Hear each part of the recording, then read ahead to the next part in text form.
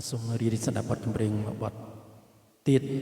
មកពាក់ព័ន្ធនឹងបទជាតិបាទមានចំណងជើងថាសម្រាប់ឈាមខ្មែរបាទ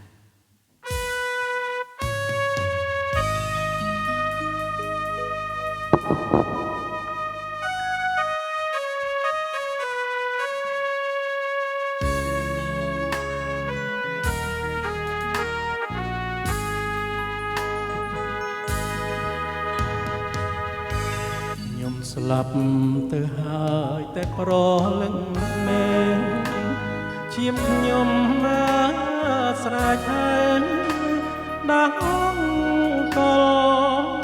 លបុតឲ្យភ្ញាំងក្រោកឡើងតស៊ូ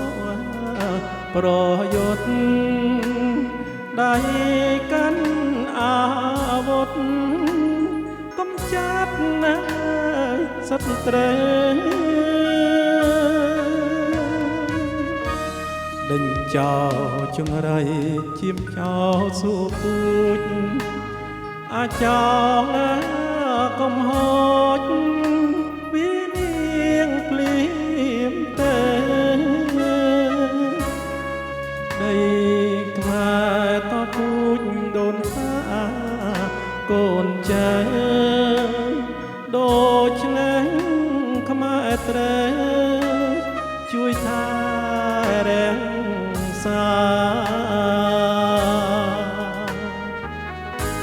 សម្រាប់ឈាមខ្មែរអ្នកស្នេហាជាតិណាស្រែកតែម្ដងទៀតឲ្យញៀបខែមរាក្រោកឡើងស្រុកស្រែចំការជួយវាយប្រហាចោលមកងាប្លន់ជាតិណាគុំចាត់ឲ្យអង្គឈាមថោកចង្រៃគុំបងអង្គដៃស្ងៀមតទៅទៀតស្លាប់ក៏ស្លាប់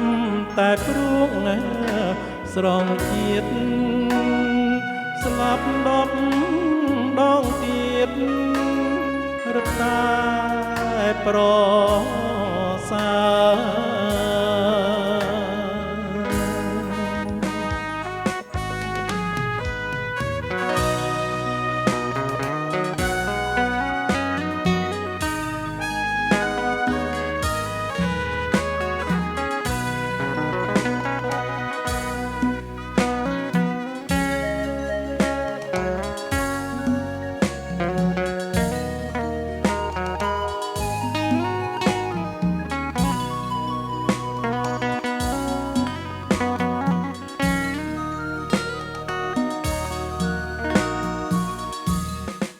ចាត់ឲ្យអង្គឈាមថោកចង្រៃ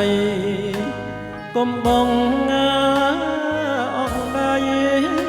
ស្ងៀមតទៅទៀតបើស្លាប់ក៏ស្លាប់តែព្រោះស្រងជាតិស្លាប់10ដងទៀតរត់តែប្រ